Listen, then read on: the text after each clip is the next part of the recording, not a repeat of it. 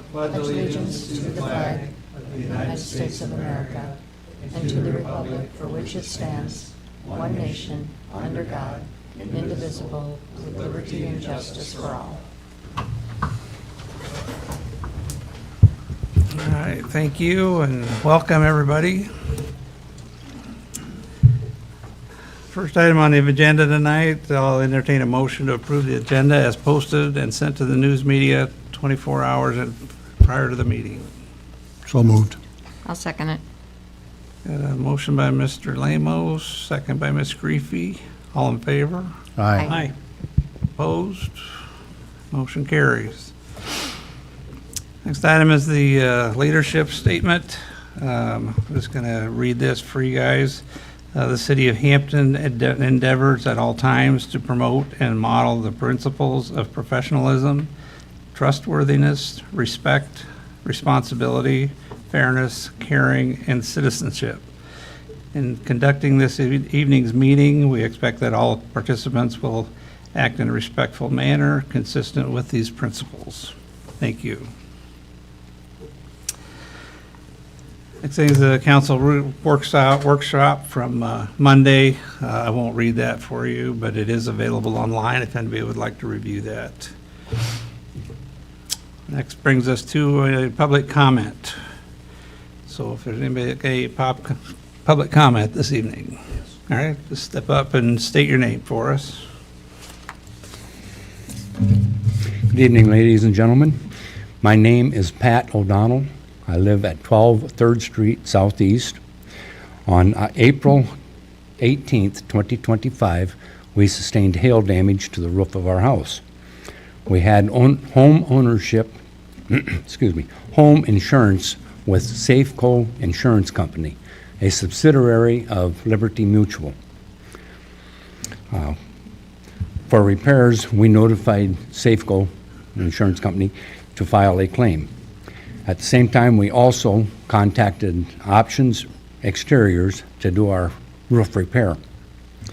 In review of our roof, Options indicated we had space decking method for our sheeting that was on there.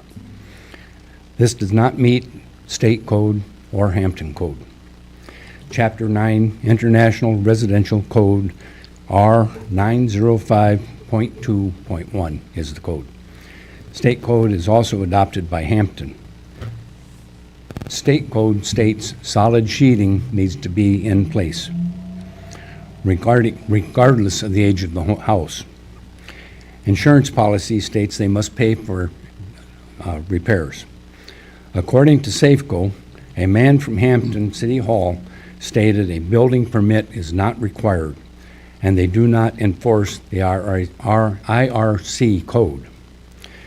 This has resulted in a $6,000 expense to us. Upon discussion with legal advice, he stated the code requirements must be followed and enforcement of the code is required.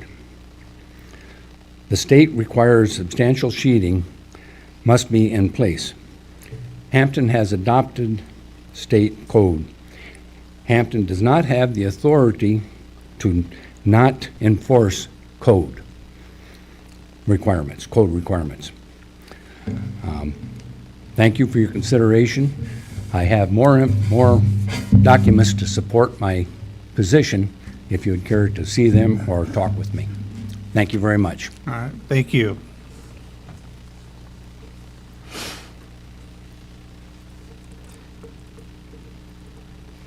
In just a moment.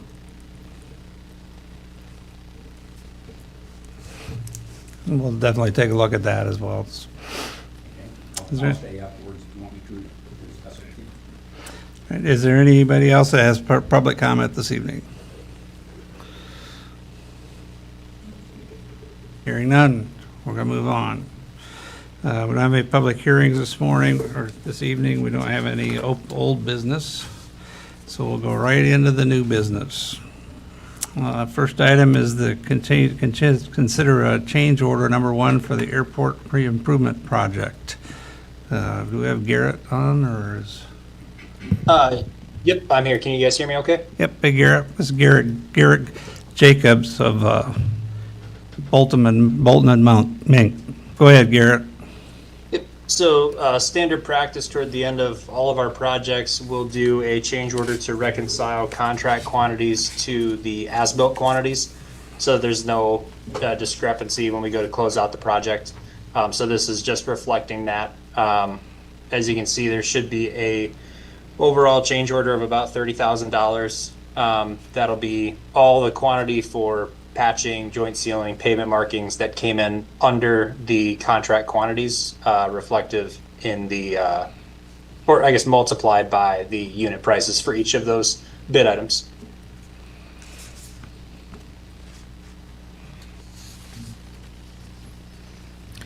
Any questions for Garrett on the change order? How much does that drop our obligation? What's the exact number?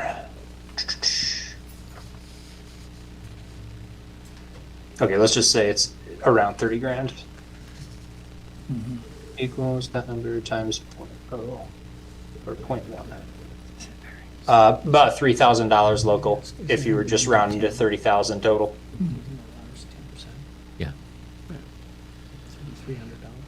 Yeah. Thank you. Or sorry, 3,000 savings local, 30,000 total. Thank you. Yep. All right. Any questions or questions for Garrett? Garrett, if you could hang on for the next agenda item as well, please. Yep, not a problem. Or double up on you. So, all right. So hearing no more further discussion, I would entertain a motion to approve the change order number 1 for airport improvement project. I move we approve. Second. Motion by Mr. Davies, second by Mr. Palmer. All in favor? Aye. Opposed? That motion carries. Thank you. Next item would be to consider the pay application number 2, final pay application for the airport improvement project. Do you have any additional information, Garrett, on that, or? I guess looking to close out the project after this. Contractor has completed all noted punch list items. So this pay application you can approve, and then the city will have to wait 30 days per state law to pay this out in case any subcontractors come forward and say, oh, I didn't get paid. That's the reason. And additionally, to go along with this was the engineer's statement of completion. So as I noted, there was roughly $30,000 in savings, which is about 6.8% below the original contract price. But yeah, it wrapped up well, and we're good to go. So the amount is $20,856.05, and that's essentially the retainage, and we wait 30 days to pay that if council approves this. Correct. Yep. What was the name of that contractor? That was Wix Construction out of Decorah. Thank you. Yep. Any other questions for Garrett? Well, this one. Now, I would entertain a motion to approve pay application number 2 for airport improvement project. So moved. I'll second. And a motion by Mr. Lamos, second by Ms. Rhodey. All in favor? Aye. Opposed? The motion carries. Thank you, Garrett, for being with us today. Absolutely. Thank you. Thank you.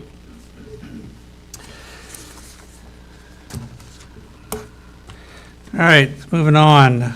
We need to consider a pay estimate number 8 for the water treatment plant improvements. Mr. Dunt. Thank you, Mayor. Jason Petersburg, the project manager from Veenstra & Kim, was unable to attend. He sent the letter accompanying this pay estimate number 8, closed for your review and consideration by the council. There are 3 copies of pay estimate number 8. Quantities and values of work completed have been reviewed by Veenstra & Kim, and payment is recommended as shown.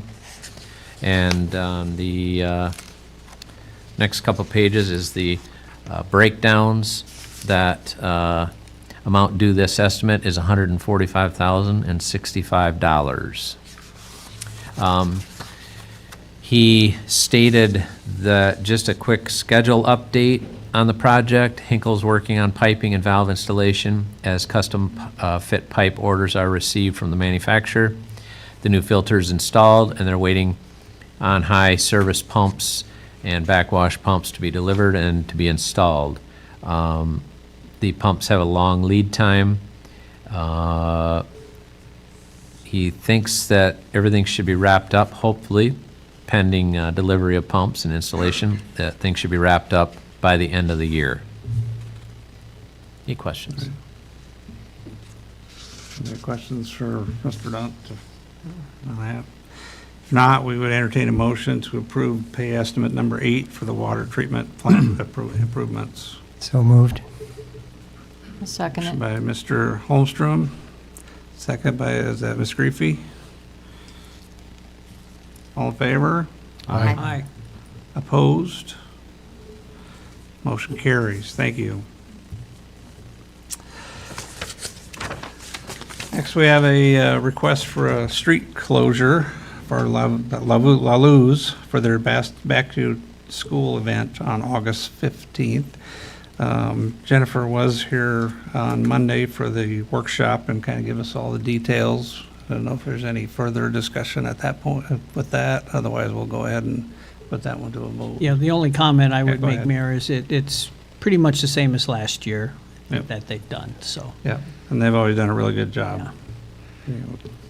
You know, keeping that out. So with that, I would entertain a motion to approve the request for street closure from La Luz for their back-to-school event on August 15th. I move we approve. I'll second. Motion by Mr. Davies, second by Ms. Rhodey. All in favor? Aye. Opposed? Motion carries. Thank you.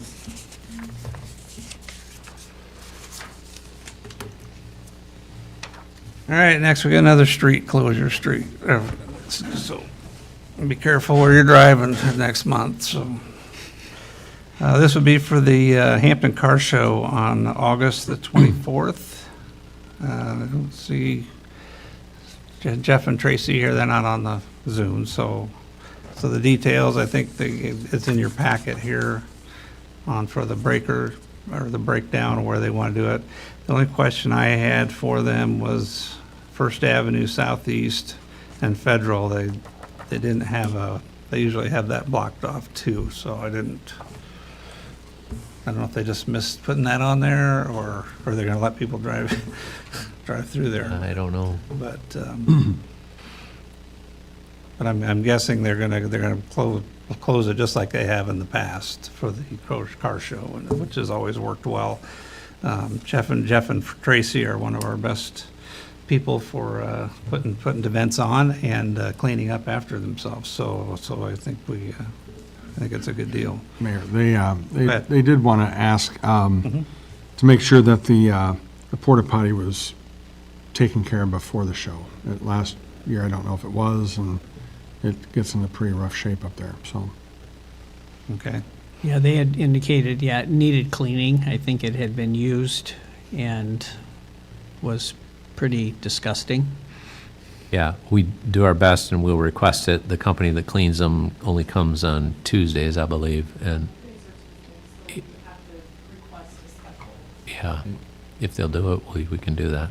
I have a question. Mhm. Do we just have one porta potty for all those people? No, they're bringing in They some bring- too. Okay, okay. Yes. All right. Yeah, because there's a pretty good crowd up there. They did say one time somebody's putting padlocks on them and using them like storage lockers. So, don't want to have that happen either. Yeah, no. Probably not. Maybe they're living in them. So I think, we can follow up with Jeff and Tracy on this one street here, make sure that that's gonna blocked off as well. But if we haven't had any further discussion, I would entertain a motion to approve their requests for the street closures on August 24th for the Hampton Car Show. So moved. I'll second it. Motion by Mr. Palmer, second by Ms. Griefy. All in favor? Aye. Opposed? Motion carries. Thank you.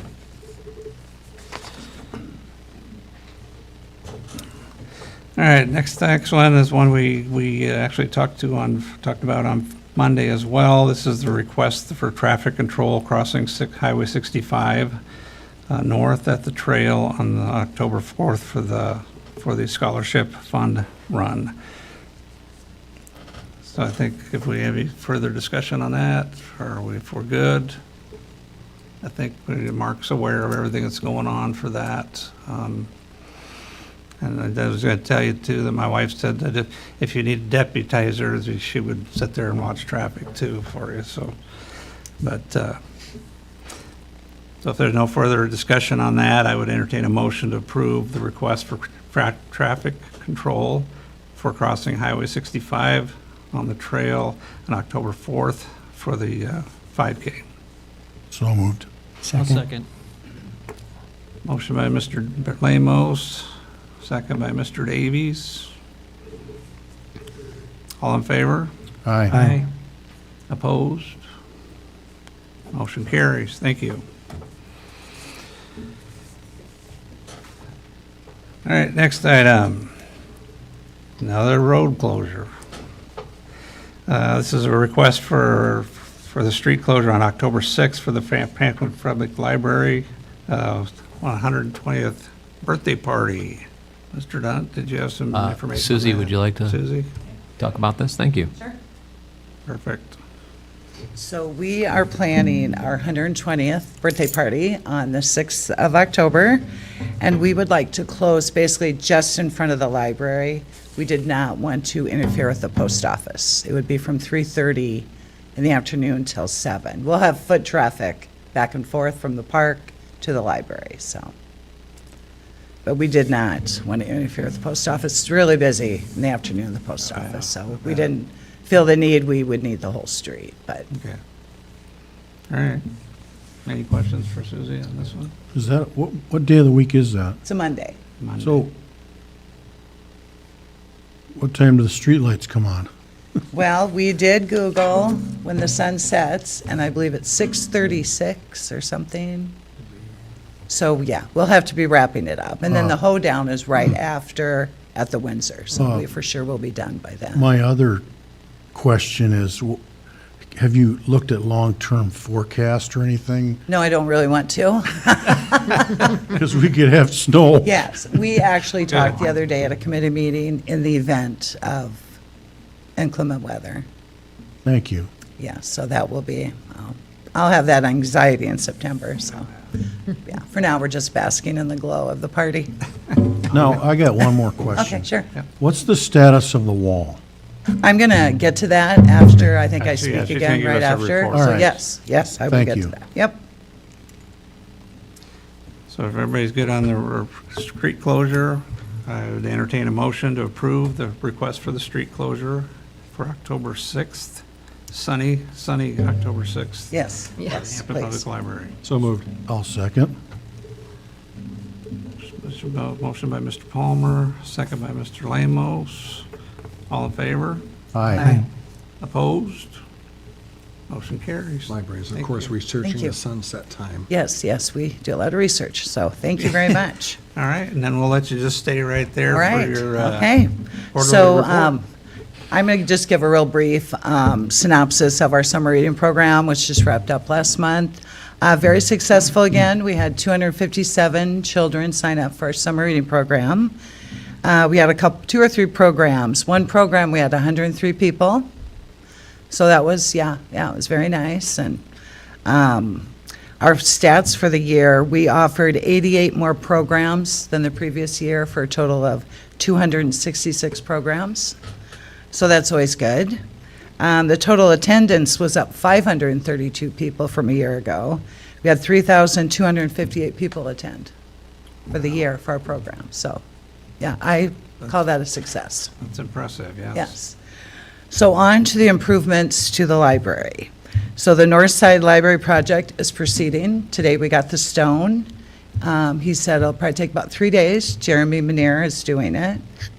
So, and then there'll be all this stuff coming after The steps will be the last thing put in. And then Mike Harper will come and put the recessed lighting back up, and, you know, Doug's done a real good job of keeping that going really well, so. And we didn't find anything major, so, you know, that was the most important part, so. Is the wall going to be right next to the sidewalk? Yes. Yeah, it's going to run straight the length of the building. It used to be sloped, so now it'll just be flat across with some landscaping. How tall will that be then? You know, Doug? Roughly 38 inches, maybe. Okay.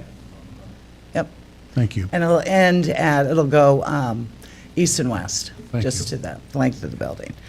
So, yeah, that is very good news to get that finished. It seems like, you know, we've had a lot of people wondering, you know, what's going on with the building, so it's always nice to wrap up a project. We are also getting a new library sign on the west side of the building, and it will look just like Memorial Hall's. The one we have now is falling apart. It served its purpose, but it is literally falling apart. So we did get an anonymous donor has contributed, so Getting Signs will be doing that. And we're including a Jefferson Highway sign, just like Memorial Hall, with history of the library. So, yeah, that's going to be, I think, the end of the month. I think they're gonna, hopefully, it'll be here, and so that part's nice. We're still having door issues on the west entrance. That door is 38 years old.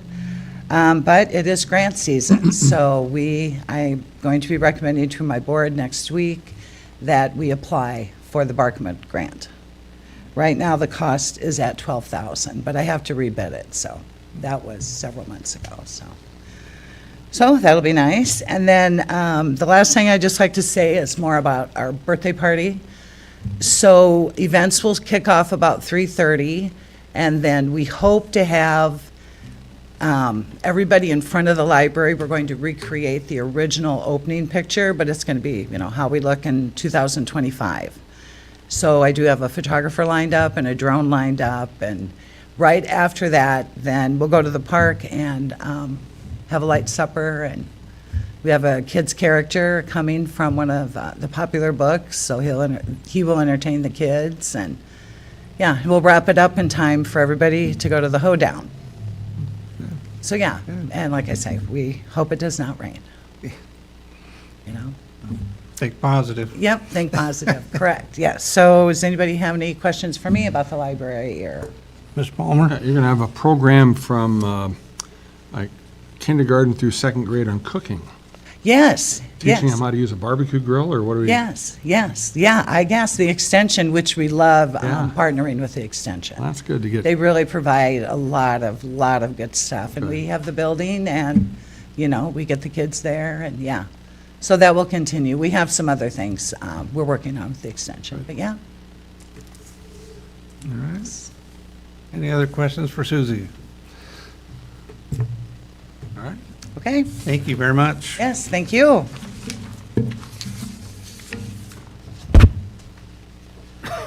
right, next up, we got to pay some bills. I'd entertain a motion to approve claims as submitted by the staff in the amount of $467,438.67. So moved. I'll second it. Motion by Mr. Lamos, second by Ms. Greefy. All in favor? Aye. Opposed? Motion carries. Thank you. Next, we got some resolutions we need to take care of. I'd like to ask a question about the claims. Okay, go ahead. You know, we've been going through these for 50 years. We're getting phone service from 4 or 5 phone companies. Is there any way to narrow it down to one company that would do everything and maybe give us a better price? We've talked with our IT people about that. We have, I don't know that we can narrow it down to one. We have different internet services. The PD has different structures, infrastructures, you know, for technology than City Hall has. And they also have which basically is set up with different companies.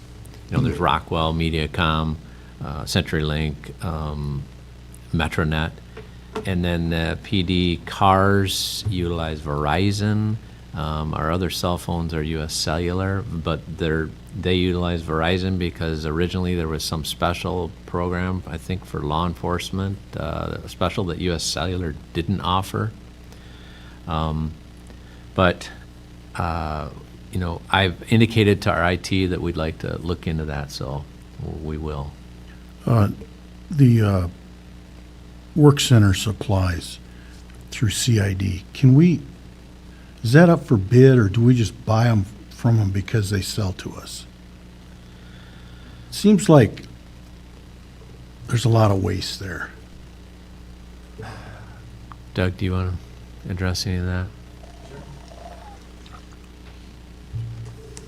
I think basically we've shopped with CID for, ever since I've been here for 20 years, but that's no excuse, don't get me wrong, but it's typically, they do have some things that we can get in bulk. They do have some things, it's just a lot cheaper to get it that way than it is to get it even locally.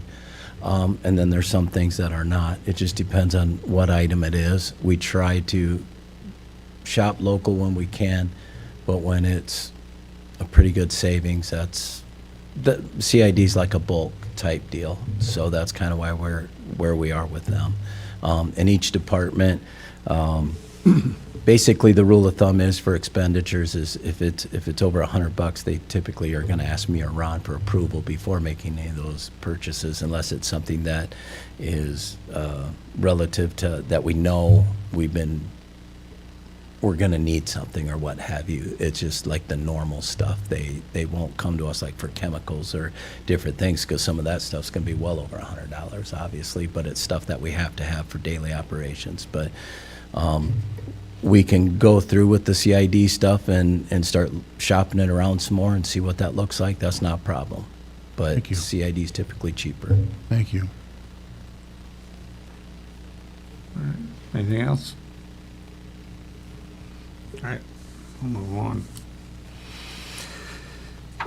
First resolution is 2025-17. This is the resolution approving construction contract and bond for the 2025-2026 HMA Street Rehab Program. Mr. Crawford, are you fill us in there?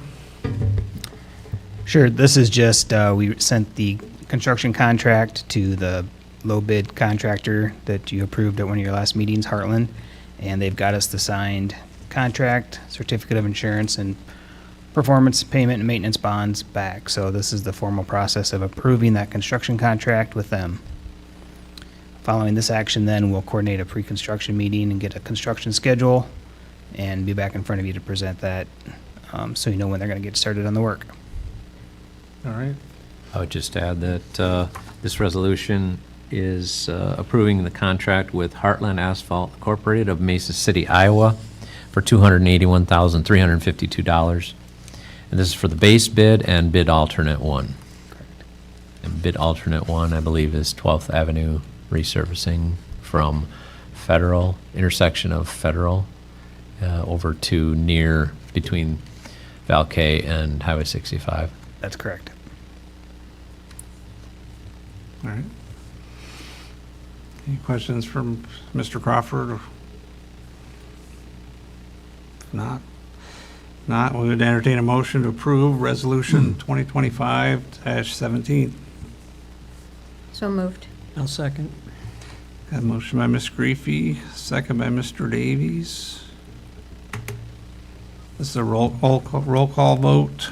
Mr. Palmer? Aye. Ms. Griefy? Aye. Mr. Lamos? Aye. Mr. Holmstrom? Aye. Ms. Brody? Aye. Mr. Davies? Aye. All right, resolution is approved. Thank you. Thank you. Next item, next resolution is 2025-18. This is awarding the contract for the 2025 asbestos containing ACM abate from the former pharmacy buildings at 4 and 6 First Street Northwest. Mr. Dunt. Thank you, Mayor. This is the following bid for the construction of certain public improvements described in general as the 2025 asbestos-containing material ACM abatement at the former commercial and residential buildings located at 4 and 6 First Street Northwest in Hampton, Iowa. The contractor, Environmental Property Solutions, Inc. of Urbandale, Iowa. The amount of bid, $95,325. And this would be for base bid plus alternates 1 and 2. And I have Derek Johnson with ISG, I think is on Zoom. Derek, are you with us? I am. Hi, welcome. And do you want to give us a summary? Yeah, just a quick summary here. This is a process that Terracon took us through. So they provided the design and oversaw that competitive quote process. As Ron said, there was 4 bids. If you'll remember, the estimates going into this ranged from 105 to 185,000. So to see that EPS bid come in at 95,325 is a number we're all pretty excited about. So we also have asked you last time to approve the administrator to negotiate with up to $20,000 for removal of the excess material, some of the junk that's been collected in those buildings. And through reviewing that with both Ron and Terracon, we also added an addendum to the environmental work to include that with what they're doing, since they're mobilizing, and some of those costs that would be borne by a separate contractor could be absorbed into the other project.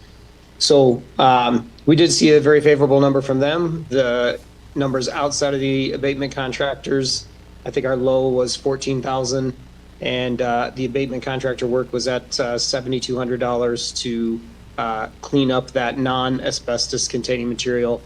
And that is with the city coordinating and paying for the dumpster and emptying of the dumpsters as well. So there'll be some additional cost to the city for that dumpster coordination and the tipping fees there. So all in all, very happy with the work. We've also submitted the paperwork to the DNR through their Brownfield Redevelopment Grant Program for the asbestos removal. And that is a reimbursable program. So the 2 buildings have been treated separately intentionally by the team to make sure that we could access 2 grants, and they max out at $24,999. So that process is in place and moving as it should. So that should be an offset of cost that is reimbursable after the abatement work's been completed, inspected, and signed off on. With that, I would take any questions that you may have. All right, thank you. The schedule work to commence in early September and wrap up in late September. So I think we have a 27-day duration as part of their bid work. So we're issuing the contracts with the dates of September 2nd to September 28th, and we'll let you know if there's any changes to that. All right, thank you. Mr. Lemos? So the low bidder was Environmental Property Solutions, right?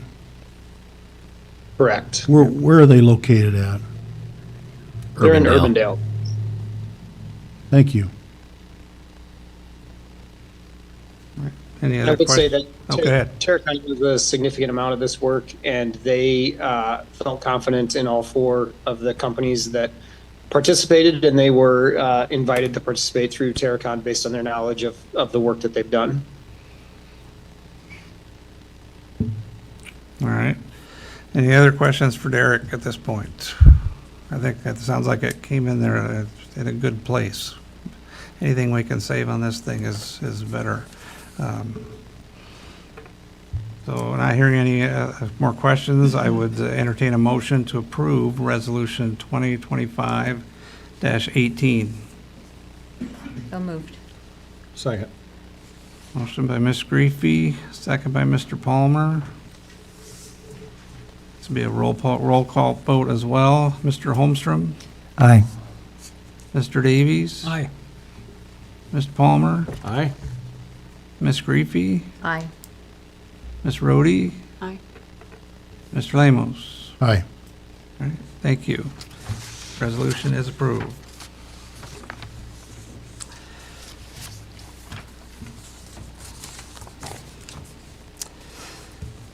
Next item, Resolution 2025-19, resolution directing the acceptance of the proposal to purchase $700,000 taxable general obligation capital loan notes. That's what we talked about on Monday night as well. Mr. Dunt. Yeah, I don't have anything to add. Matt from PFM explained this process, and the low proposal was from First Bank Hampton that would have the lowest true interest cost, and I would recommend approval. Any questions at this point? If not, I would entertain a motion to approve Resolution 2025-19. So moved. I'll second. Second by, or motion by Ms. Griefy, second by Mr. Davies. Again, that's roll call go, roll dope. Mr. Davies? Aye. Mr. Holmstrom? Aye. Mr. Palmer? Aye. Mr. Lamos? Aye. Ms. Rhodey? Aye. Ms. Griefy? Aye. Resolution is approved. Thank you. One more. Resolution 2025-20. This is, goes in hand with the one we just approved. This is authorizing a form of loan agreement and authorizing and providing for the issuance of the general obligation capital notes. Mr. Dunt. Yeah, again, the first one was accepting the proposal from First Bank Hampton, and this one is approving the actual loan agreement for the $700,000. Any further quick discussion on that? Again, we covered that as well on Monday. So, not hearing anything, I would entertain a motion to approve Resolution 2025-20. I would make that motion. I'll second. Motion by Mr. Holmstrom. Second by Ms. Rhodey. And again, a roll call vote. Ms. Rhodey? Aye. Mr. Davies? Aye. Mr. Lamos? Aye. Mr. Holmstrom? Aye. Ms. Griefy? Aye. And Mr. Palmer? Aye. Resolution is approved. Thank you. Next, we go down to our consent agenda. This is including approving the previous minutes from Thursday, July 24th, 2025. Approving minutes from Tuesday, July 29th, 2025 for the special session. Scheduling the next regular session for Thursday, August 28th at 6 p.m. in the council chambers, and approving ownership update for alcohol licensing for Hy-Vee Hampton Dollar Fresh at 808 4th Street Southeast. I'd entertain a motion. So moved. I'll second. Is that Mr. Davies? Yes. Okay. Mr. Davies, second by Mr. Lamos. All in favor? Aye. Opposed? Motion carries. Thank you. Brings us down to our staff reports. Chief Morrison.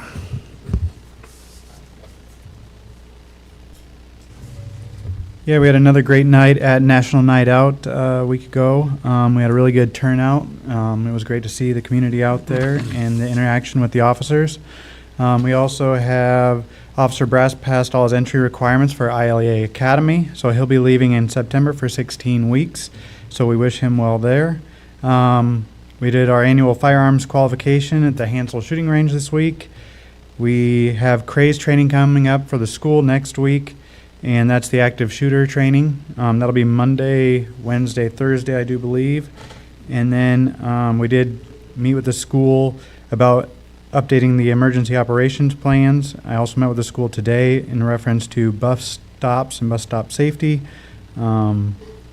I also got with the Public Works Director today, and we did rounds, talked to several property owners about getting some cleanups done. And then the last thing I got is our new in-car computers got installed, and those came to us through the Community Foundation grants. We thank them. They are very nice. Very good. I just have questions if there's any. Any questions for Chief Morrison? Palmer? I was looking at the mileage, miles per gallon. I would have thought that hybrid vehicle would get better than 14.5 miles per gallon. I just looked it up. It's usually quite a bit lower than the other ones in the past. Huh. But maybe there's, Because I would have thought, I looked it up. I didn't know what exact brand it was or what model it was, but I'll check into that. Yeah, registered between 23 and 27 miles per gallon, and we're at like 14.5, but I don't know if, there's always situations, so. Yep. All right. Any other questions for Chief Morrison? Not hearing. Thank you, sir. Mr. Tar.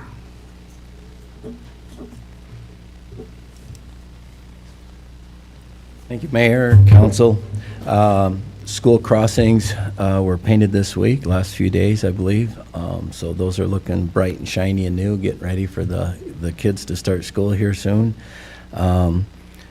Staff's been working on a lot of different things. Right off the bat, they're working on some tennis courts, storm sewer intakes, new compost site, electrical, trenching. We'll be putting some signage out there. Mowing and trimming's been crazy, and I think it's been crazy for our citizens as well, unfortunately. And then there's been some hydrant painting going on as well. So a lot of different things going on there. 120 First Avenue Northeast and 202 3rd Avenue Northeast recently had asbestos testing completed, and we received those reports in the last couple days. And that was done by Hawkeye Environmental out of Solon, Iowa. Unfortunately, both properties do have some amounts of asbestos. I think we were anticipating that with both of those. We are putting together RFPs for the abatement portion of that prior to the demolition of the 120 property, and then prior to disposal of the property at 202 3rd Avenue Northeast. Doug, what was the first property address again? 120 First Avenue Northeast, and that'd be the one over by the Methodist Church, okay. the big Yeah. 2.5-story. And then got more court coming up next Thursday, it looks like, for, I believe, some nuisance mowing cases. 920 4th Avenue Southeast, the exterior has finally been cleaned up a little bit. A huge improvement from where it was, and that's the one that the feds are involved with a little bit. So I'm anticipating that being put up for auction in the near future, hopefully. Get that under some new ownership, get some people in there to take care of it, and spruce it up a little bit. That'd be great for that neighborhood. Rental inspections, continue on those. Grass and weeds, it's just no signs of slowing down this summer. So we continue to work on those on a weekly basis. And we are currently advertising for part-time seasonal staff. We're about to lose our part-time seasonal staff because they're students, college and high school. And we are advertising, so if you know of anybody interested in some part-time seasonal work for the last, 2 months of the growing season, that'd be great, because staff's going to be against the wall this year, I'm afraid, with all the rain we've had. And I would like to give an update on the space decking issue. We've been dealing with that ever since the contractors have come to town, and what I can tell you is historically the city doesn't require building permits unless we get involved with structural portions of a project or new construction. As far as renovations go, in 2007 we adopted the international codes. For consistency purposes, what have you, we don't do building permits for someone that's remodeling and simply replacing their garage roof. Denny Bernholtz, not sure if you guys remember them or not. They were actually hired by the city and were our inspectors for certain things way back when we adopted things in 2007. He and I had discussions about certain portions of the code, and this roof spacing thing was an issue clear back then. Basically, what you have is you have insurance companies that, like in this case, won't pay for the decking. And it's beyond me why they don't, because the contractors buy most of the shingles, people that supply shingles nowadays. There is a warranty that goes with those, and the warranty would be null and void if you don't put the decking down. So it baffles me why insurance companies would skate out, but insurance companies, that's the name of the game anymore. It seems like that they try not to do things well. According to Denny back in the day, is the insurance companies want to point the finger at the city, but then so do the contractors, because there are times where there are shingles that you can put on out there that don't require sheeting on space decking. It just depends on the contractor and all that. Now, having said that, is that in our code? Yep, but we've never, since I've been here, required building permits for a remodeled roof. And another thing that Denny had brought up years ago is the case law and some of the stuff regarding some of that years ago is the actual building permit that people need to be aware of is what was the building permit at the time that house was constructed. Because this is it's a catch-22, no matter how we look at it from different viewpoints, and we can talk about that, down the road at a workshop. I can give you some more information on that, but like I said, but that's what our policy has been since I've been here, and it can go either way. You know what I mean? You can get people upset. Why are you making me put roof decking on? And then the other 50% of the people are, every house in town needs to have the roof stripped and put roof decking on because it has space sheeting. If more than 50% of a property is destroyed by fire and or natural disaster of some sort, or it is new construction, absolutely, we force the building permit, we force everything to be that standard, that code. But that's kind of where we're at with things. Any questions? Any questions for Doug? Yep. Mr. Paulman? Monday was the day for complaints, so I got a lot of them on Monday. One of the things was, and I've noticed this too, our City of Hampton signs, the big signs, they're peeling, there's something going on. I think the hot sun must be getting to them this year, and the humidity and everything else. Yeah, but we had But those I don't signs know. up for years, they faded out, and that was the only thing they did. They didn't peel like a sunburn. Right. Yeah, I couldn't tell you. I don't know much about those, but we can sure look at them Yeah. and Ask try to Giddings. look into it. Just ask Giddings. We'd have to Yeah. ask Giddings. Yeah, Sure. I mean, they're all noticed that bubbled too. up. Yep, I've noticed that too. I've been dealing a lot lately with these pool complaints. I was almost sure when we passed the pool ordinance, you had to have a fence around the pool. No. Or do they call the wall the fence?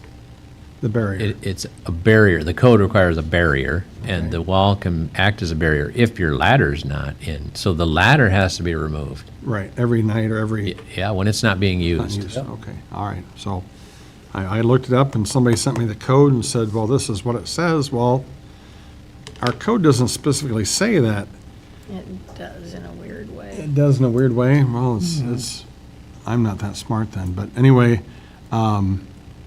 it looks to me like it means an enclosure, but if it doesn't, it doesn't. So I will get back with those folks and let them know that the barrier of the pool is the wall. So, Pat, I think it also depends on how deep the pool yeah, is. yeah, 24 inches it said here. So, but these were, But I don't mean to interrupt, No, but okay.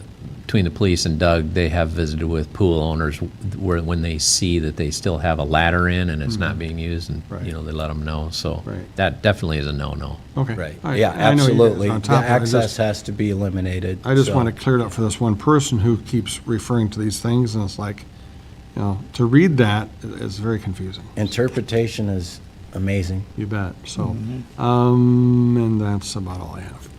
Thank you. Yes, sir. What was Oh, the I'm address that Third Avenue house again? Third Avenue, that would be about a block away from you at 202 Third Avenue okay. Northeast. Weasel's. The one, yeah, we already own it, yeah. Okay. They're going to tear that down? No, we just, in order to maybe look at us selling it or disposing of it in whatever manner, we wanted to make sure that that was taken care of, to make it a little easier That's and bet. less liability. Asbestos is going to be the least of your problems in that place. Thank you. All right, Mr. Lemos? The roofing issue, Yep. could we put that on the next workshop? So I don't quite understand it. If it's national code and a state code, and I agree with you, the insurance companies don't want to pay anything for anything. Right, yeah, absolutely. But I need you to explain that better. Yeah, Or absolutely. Explain it again or anything. Yeah. Yeah, So, we can do that. One more question. When's the next burn? The next burn. House. Oh, how, okay, so that's part of this. The next one will be this 121st Avenue Northeast. And once we get the asbestos removed, then we will get the NESHAP paperwork submitted to the state for the fire department and let them have at it. And I also think there was some law enforcement that was curious about utilizing it for some training as well. How many of those can we burn a year? 2 with the shingles on, but as many as we want. Okay, thank you. Any other questions for Mr. Tar? Sandy, thank Thank you, you. sir. Mr. Dunt? Just want to give some further details. Derek mentioned the DNR asbestos grant that we have applied for, and so when we went through the bidding process for the asbestos abatement, I kept Mel at the DNR in the loop, showed him the bids, and then just this week, he emailed me the grant documents, and so I signed them documents, sent them back. So basically, we're ready to get reimbursed, and it's going to be $49,998. And so that'll be a little more than half of the asbestos abatement cost. So that was good. So the combination of the low bid that we got and then this nice grant, which is 2 grants, goes a long ways in helping us put some more money towards the structural improvements. So just wanted to give a little more detail. Is there any questions about anything else? Oh, I've got one question. Mr. Lemos? Is there some vandalism at Harriman's Park? We replaced a door lock or something? At Harriman's? Or was it one of the parks?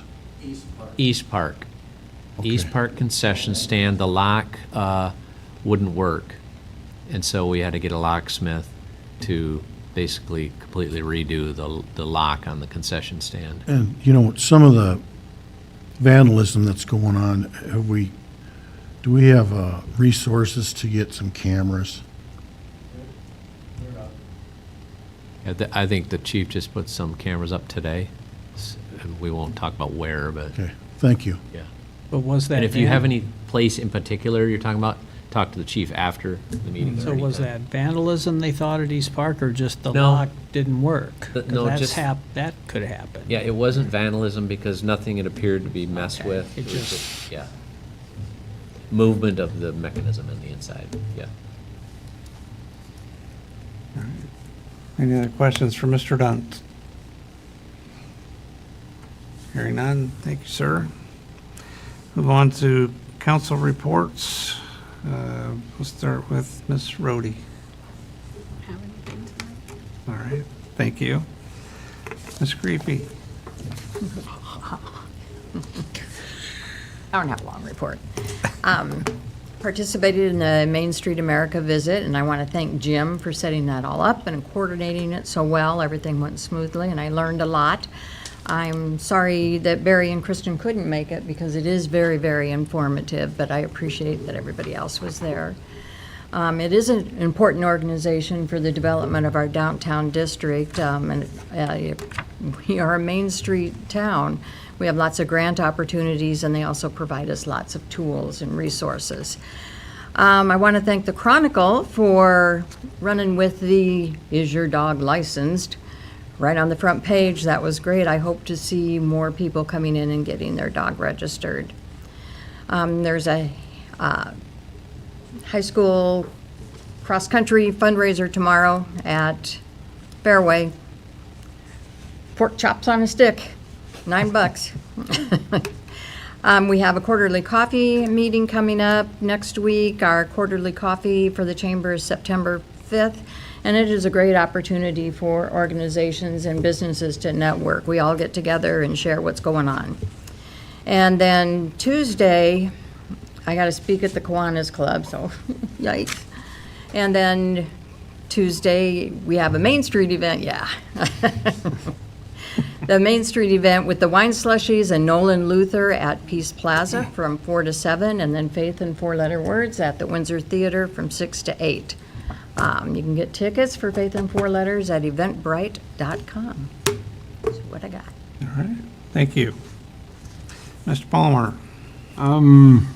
I too was at the Main Street America meeting, and it was informative. I probably spoke more than I should have, but that's nothing new.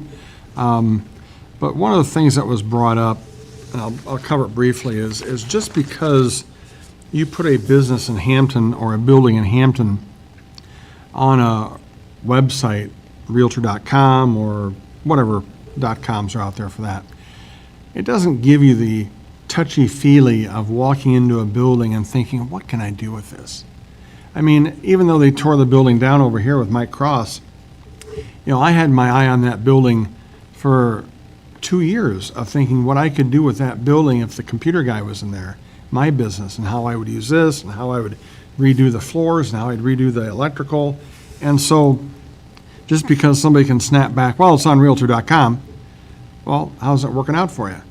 Sometimes we need the touchy-feely of seeing a building with somebody who has a vision and says, yes, I can do that. I can put something against that wall or something in the back room, and I think we need more of that. And I did suggest a people-to-people type of tour like we used to do, and I think that'd be valuable. So that was my 2 cents worth. I enjoyed the people who came and put it on. They were one lady was from Texas, so it was a real nice that they took the time to do that, and hopefully we get the whole program back on track and get it rolling, because we need it. Yeah. All right, thank you. Mr. Lamos? I like to complain a lot. The property, the old Becker property, 140th Street and Highway 65, if you drive by there, I gotta praise Don Warnicki for cleaning that up, because it's phenomenal. It's 1,000% better than what it was. I just want to tell him thank you, and we need more people with money to do things like that. So that's all I have. All right, thank you. Mr. Holmstrom? Well, I'd like to tell you about one of Hampton's newest resident. He was born and raised in the farming community of Carrollton, Missouri. His family farms corn and soybeans in the bottomland of the Missouri River. He grew up driving tractors and trucks for his dad and his grandpa, and when old enough, he started to work on the farm as well and served in the agricultural businesses in his town. In his free time, he likes to fish, hike, ride, ATVs, and boat. His name is Tyler Linneman. He was installed as the vicar at the Trinity Lutheran Church last Sunday. This is part of his third-year seminary training, receiving hands-on instruction from Pastor Bullhagen for the position of becoming a minister.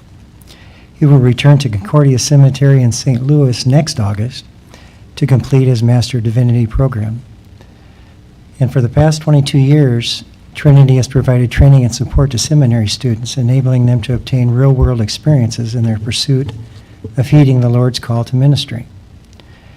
Trinity has supported students from all around the country, from as far east as Rhode Island to Oregon in the west. As an example, last year's vicar was from New York, and his wife with him was raised in northern Maine. Vicars come to Hampton from many various backgrounds. Some of them are single, some are married, some with small children, some with teenagers. Some of them have been retired seeking second careers. We have even had 3 of their children born in Hampton during their stay here. And this provides an excellent opportunity for us to showcase our city of Hampton. Never think that just because you live in a small Midwestern town that you cannot leave a mark on the nation. Our congregation is extremely blessed that, yes, we are providing training to these new ministry students, but not only that, when these students leave Hampton, they are taking part of what they learned from us, all of us in the community, along with what they have experienced in Hampton from our city with them, and they share this information and memories with unimaginable numbers of others who've made contact throughout their ministries all across this nation for the rest of their lives. After leaving Hampton and completing their studies, our past victors have been placed in ministry positions all over the Midwestern states, including Wyoming and New York, and as far as Washington and Tennessee. This is a very real chance for our community to share Hampton with someone and leave a lasting impression. And I hope you do not pass up this opportunity. If you are looking for a church home or just want to meet our vicar or want to welcome Tyler, our newest and 22nd vicar to the Trinity Lutheran Church, please do not hesitate to stop by Trinity. You'll always be welcome. So, thank you. Thank you. Mr. Davies. Well, I'd like to thank everyone for participating in the Hampton Main Street accreditation. And in fact, it was an opportunity to showcase the community, and I think it went really well. The representatives of Main Street, I think, were very impressed and pleased with not only the turnout, but just being able to walk around downtown. And I did a presentation. It's 30 minutes, and I would provide that to the city council if they would want to, sort of a background of the program and so forth. And then Main Street also would be available to help where we can with the former pharmacy building too. So keep that in mind. Another item, Steve Hewling and Jeff Winters gave an excellent program at Kiwanis on Tuesday on the disc golf course at East Park. And so I'm hoping that they would perhaps be able to present that to the city council too. It was very informative. And then finally, to add to Chief Morrison's report on National Night Out, over 200 backpacks were given away by Family Focus. I want to thank REC for providing the earbuds and headphones, and the Knights of Columbus at the Catholic Church gave $500 to buy the school supplies. And the extra or remaining supplies and backpacks that weren't handed out will be distributed at La Luce at their back-to-school night that we just approved the street closure for. And then anything left over after that will be given to the schools. So rest assured that all those will be out and to our students for the next school year. That's all I have. All right. Thank you. Well, real quick, Mayor's report. I only got 2 things. Number one was the Main Street. I was up there for a brief time because I had other commitments, but it seemed like a really exciting group in there, and there's a lot of energy happening around that, and I think that's great, and I think we really need to get that thing kicked off again and help our town. The other thing I got is I always like my little quotes, and I like to be positive, so I found this for you guys and anybody else that's listening. Every day you have a choice. You choose joy, choose to be happy, choose to be grateful, choose to be positive. And that's all I got tonight. So I would entertain a motion to adjourn this regular session of the City Council. I'll second it. Motion by Ms. Rhodey, second by Ms. Griefy. All in favor? Aye. Opposed? We're adjourned. Thank you.